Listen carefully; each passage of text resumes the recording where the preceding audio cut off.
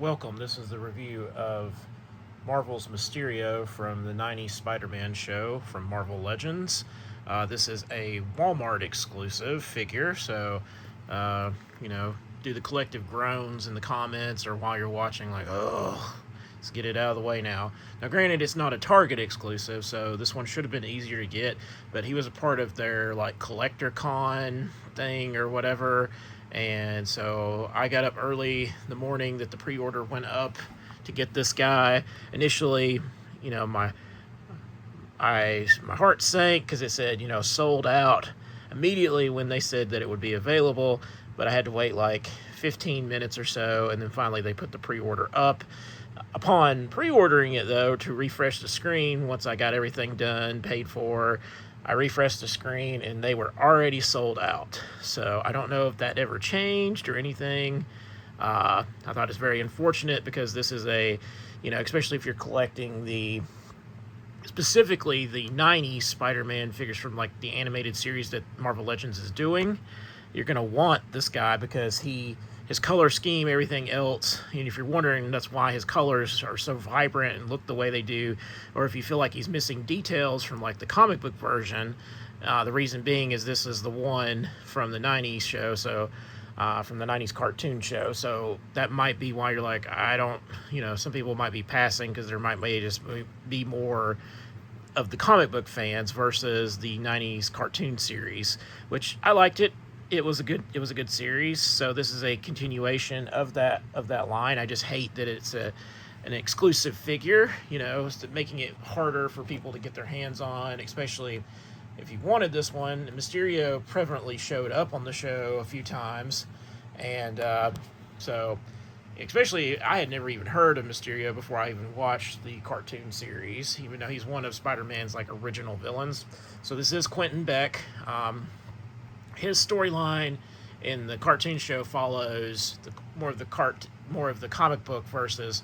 So ignore what you saw in like the Marvel movies and stuff. This is the one where he's like a failed actor, magician, so he doesn't actually have any powers. He doesn't really use technology necessarily like he did in the film. So his is based on like smoke and mirrors tricks, that like magician type stuff. But I will say, for an exclusive figure, he did come with a lot of accessories, so you're kind of getting your money's worth here. You've got the like these pieces that like stand up that look like his like pink smoke effect or whatever from the cartoon show, so you can set those next to the figure. They're made out of that translucent plastic, so I thought that was really cool. So you've got kind of more of like a pose type thing with him with those. He also comes with an alternate like smoke head that looks like a skull with smoke coming out of it that you can take off.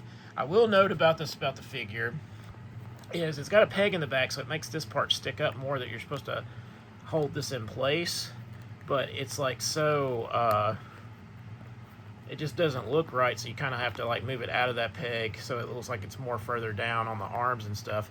There is no head underneath the fishbowl, so like when you like pull the peg out of the back, so this can be like free floating, and this does come off. So like if you want to do like a the minus the fishbowl, so he does come without the head on, but he does come with Quentin Beck's head. So there's his head.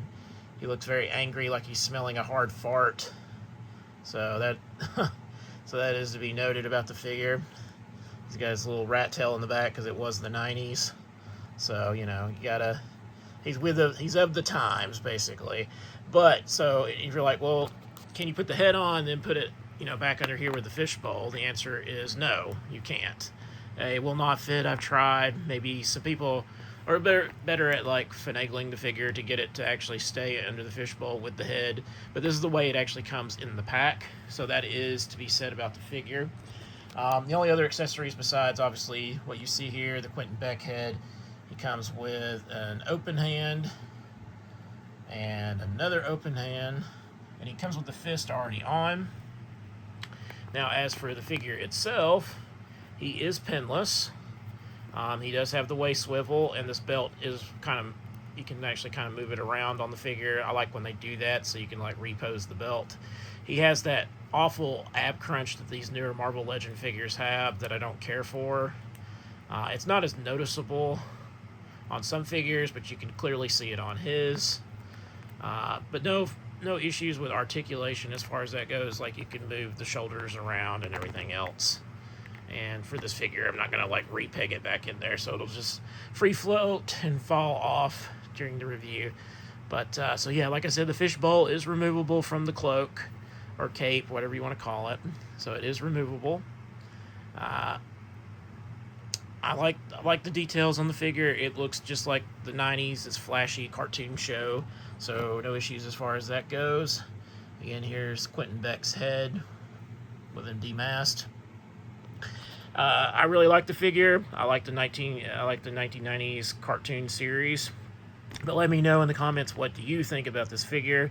I think it's necessary if you're collecting that line, even though it's going to be more difficult to get. Maybe Hasbro Pulse later on will resupply these on these sites so that people that weren't able to get it from the Walmart Collector Con can get their hands on it. If you're not getting it, let me know why you didn't get it. It's just a pass for you. You're just not a fan of like the 90s cartoon series. Just let me know in the comments. Remember to like, share, subscribe if you haven't already. Hit that bell notification for when the next video drops. And as always, thank you for watching.